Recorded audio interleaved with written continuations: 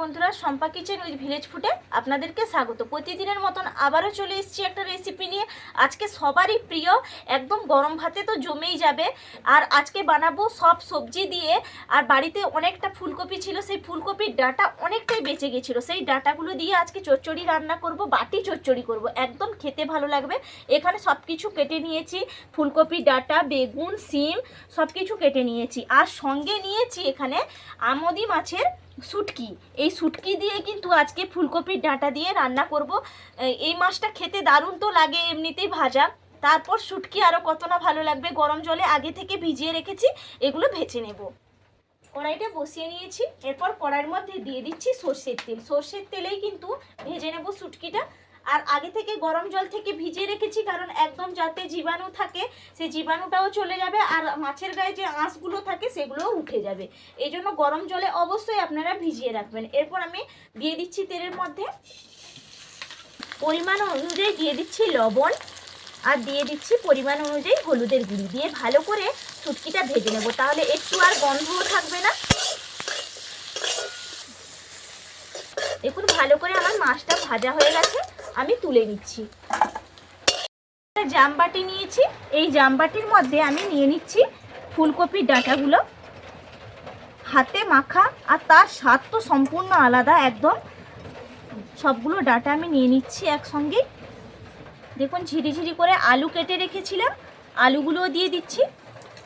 কেটে ভালো করে জলের মধ্যে দিয়ে রেখেছিলাম, না হলে কালো হয়ে যাবে, এই জন্য জলের মধ্যে দিয়ে রাখবেন কেটে। এরপর দিয়ে দিচ্ছি বেগুন,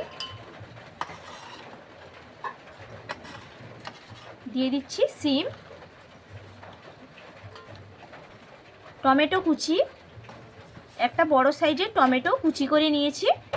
আর দিয়ে দিচ্ছি কাঁচা লঙ্কা, মাঝখান দিয়ে কেটে নিয়েছি। যে যেরকম ঝাল খাবেন সেই অনুযায়ী ঝালটা দেবেন। কাঁচা লঙ্কা দিয়ে দিলাম। দিয়ে দিচ্ছি পেঁয়াজ কুচি। এরপর দিয়ে দেব সর্ষে বাটা। এখানে সাদা সর্ষেটা নিয়েছি, সর্ষে বাটাটা পরিমাণ অনুযায়ী দিয়ে দেবেন। যে যেরকম সবজি নিয়েছেন সেই অনুযায়ী সর্ষে বাটাটাও দিয়ে দেবেন।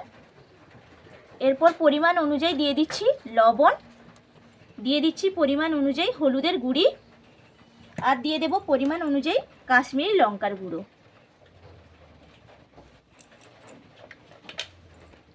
দিয়ে দেব সর্ষের তেল। সর্ষের তেলটা কিন্তু অবশ্যই দিতে হবে পরিমাণ অনুযায়ী। সর্ষের তেলটা স্বাদও নিয়ে আসে দারুণ, এই জন্য সর্ষের তেল তো লাগবেই।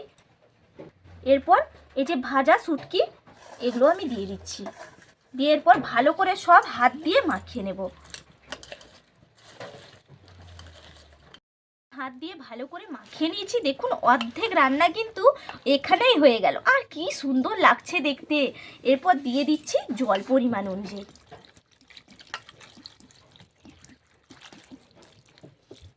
দেখুন পরিমাণ অনুযায়ী জলটা দিয়ে দিলাম, কারণ সবজিগুলো তো সেদ্ধ হবে। এরপর আমি দিয়ে দেব ওপর থেকে ধনেপাতা কুচি। এটা সম্পূর্ণ অপশনাল, আপনারা চাইলে নাও দিতে পারেন। আমার কাছে ছিল তাই আমি ধনেপাতাটা দিলাম, খেতেও ভালো লাগে। ওপর থেকে দিয়ে দিলাম ধনেপাতা, আর দিয়ে দেব ওপর থেকে আরেকটু সর্ষের তেল। সর্ষের তেল দিলে তো তার তুলনা হয় না, আর তার স্বাদ। আর আপনারা চাইলে এটা গ্যাসেও বসিয়ে নিতে পারেন বাটি চচ্চড়ি, আবার উনুনে বসালে তো তার স্বাদ আর কথাই হবে না, এত সুন্দর স্বাদ হয় উনুনে। আমি উনুনে বসিয়ে দেবো, নিয়ে যাই। উনুনটায় বসিয়ে দেব, আঁচটা একটু কম রেখেছি, কম আঁচ রেখে কিন্তু করবেন এটা। বসিয়ে দিচ্ছি, আর ওপর থেকে একটা ঢাকনা আমি ঢাকা চাপা দিয়ে দিচ্ছি। এটা এরপর হতে থাক।